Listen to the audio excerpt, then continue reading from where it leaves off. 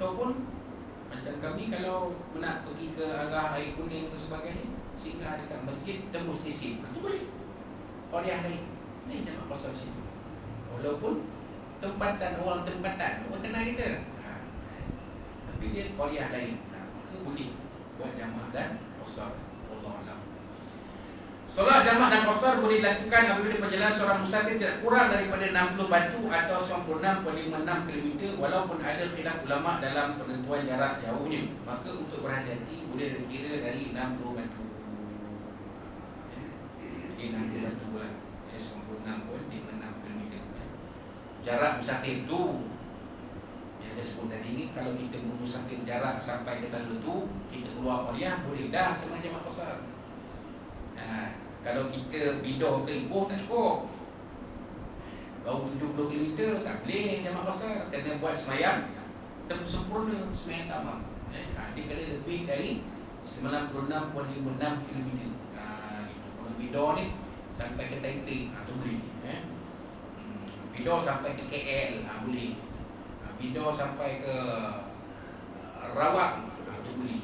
Tak ada masalah. Dia dah sampai 56.56 km. Wallahu a'lam.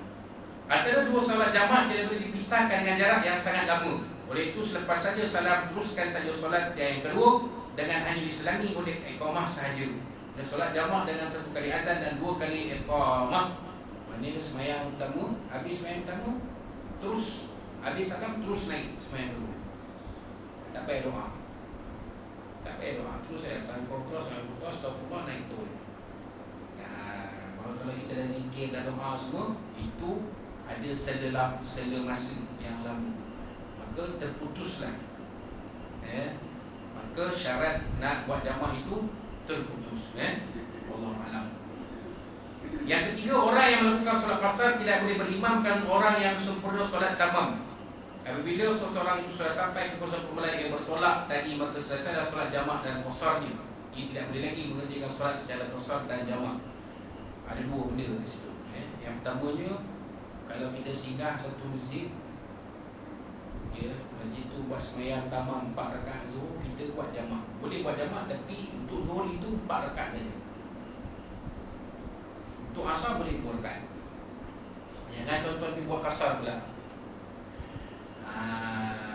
Imam dulu salam, kita dah salam dulu, habislah. Sebab syarat makmum ialah tidak boleh mendahului imam. Kalau orang qasar jadi imam, orang tamam jadi makmum, boleh tak? Boleh. Tak masalah, boleh. Dia semayang qasar, kita ni tamam semayang 4 rakaat, kita ikut dia. Dia salam, kita naik sambung, boleh.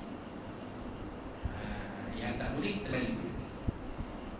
Orang imam semayang sempurna 4 rakaat, kita qasar 2 rakaat, tak boleh. Kita dah salam, orang ni naik atas, kita salam habis lah. Sah tak semayang kita? Tak sah. Jamaah pun tak sah, semayang kita pun tak sah. Itu yang pertama. Dan yang kedua tadi, macam yang kita sebut tadi, maknanya kalau dah sampai balik ke kawasan kawasan asal kita, Qariah asal kita, tak boleh lagi kita mengerjakan jamak dan qasar. Kalau tuan-tuan daripada KL, berhentilah. Kalau highway, berhentilah di Mikam, semayang di Mikam. Dia wakaf, tak apa, semayang wakaf lah. Dia tak suruh, tapi ada wakaf, semayang wakaf. Dekat semua boleh, dekat wakaf, semayang jamak qasar.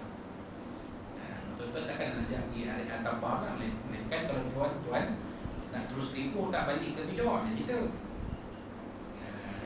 Ni memang kita nak balik ke sini. Takkan semayang Masjid Mudadin, tak boleh. Dah masuk Qariah. Dia semayang di kampung RNR Bikam. Semayang situ ada wakaf, semayang jamak qasar itu. Kan? Kalau dah masuk, kita dah keluar exit, dah masuk jalan nak pergi ke Pekan Bidah, dah tak boleh lah. Kita dah masuk Qariah. Takkan nak masuk kiri ke Kampung pula, jauh pula, nak ke sana pula. Tujuan kita bukan situ, tujuan kita nak balik ke Pekan Bidah, nak balik ke sini. Wallahu a'lam. Itu yang ketiga. Yang keempat, apabila seorang itu bermusafir dan berhenti pada suatu tempat selama 4 hari atau lebih, maka putuslah permusafirannya. Contohnya dia KL nak pergi ke Johor Bahru, Bidor nak pergi Johor Bahru tapi berhenti KL, singgah mana kejap, singgah sampai 4 hari. Kita bencen kan, mesti berubah aja. Covid ni PKPP tak apa bang, makan-makan kita tadi pun bandar je Abang Husni lah. Abang dah lama tak sungai kan, duduk sini je tak apa. Duduk 4 hari, maka terputuslah musafir. Sudah jadi mukim, adalah sembahyang tamam balik, macam biasa. Tapi sekiranya dia nak berhenti selama 3 hari, maka bolehlah melakukan solat jamak dan qasar. 3 hari itu tidak termasuk hari sampai dan hari keluar. Kalau berhenti 3 hari boleh lagi. Berhenti mana kita, hari pertama boleh, hari ketiga, kedua boleh, hari ketiga boleh, tak ada masalah.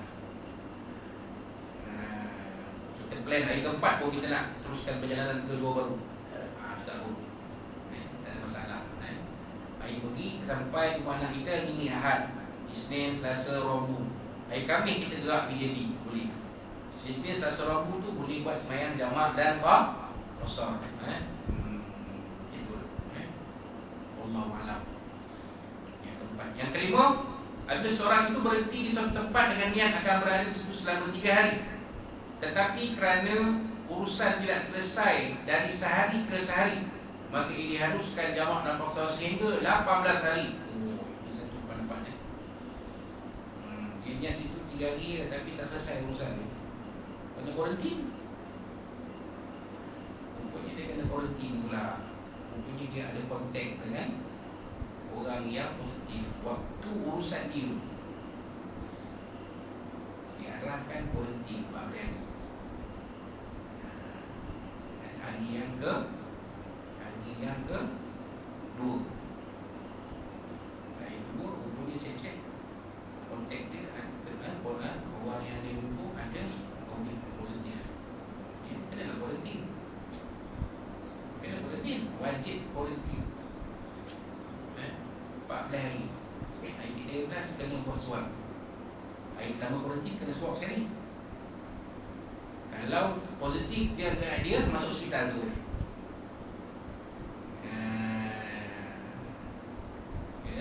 Untuk satu tempoh yang tertentu, tak tahu lah, sampai hospital kata positif, hari negatif baru boleh keluar, check out. Selama tu dia boleh buat jamak qasar sampai 18 hari.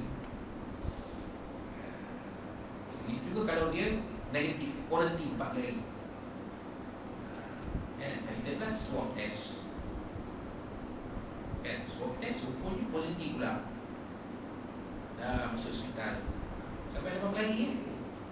18 hari masuk hari 19 dah tak boleh lagi jamak qasar. Itu yang ke berapa ni? Ke-4, ke-5. Ke-6, apabila seorang itu bermusafir ke suatu maksiat maka tidak diharuskan dia solat jamak dan qasar. Mesti kena cerita dalam kuliah yang lepas. Musafir yang tidak diharuskan syarat. Macam tu tadi pergi cek bumbu, bukan nak ubat, nak kena rawang. Itu maksiat tu. Ataupun pasangan lelaki perempuan yang bukan mahram berdua pergi jauh, pergi hak nyai. Kalau nak nikah nyai tak apa. Ni dia bukan nikah, suruh pihak nyai. Lubang tikus pula, tak boleh masuk lubang tikus, lepas ke toilet. Maka tak boleh, dia tak harus dia jamak dan qasar. Itu yang ke-6. Yang ke-7, bagi mereka yang hendak mengerjakan solat jamak takhir, sunat berniat lebih awal. Jangan sampai waktu hendak akhir baru berniat. Maksudnya kalau kita nak niat jamak takhir, daripada awal yang kita musafir, kita dah niat nak jamak takhir. Contohnya macam kita keluar pukul 12, contohnya kita niat jamak takhir lah, sebab jaga-jaganya mungkin tak mau sampai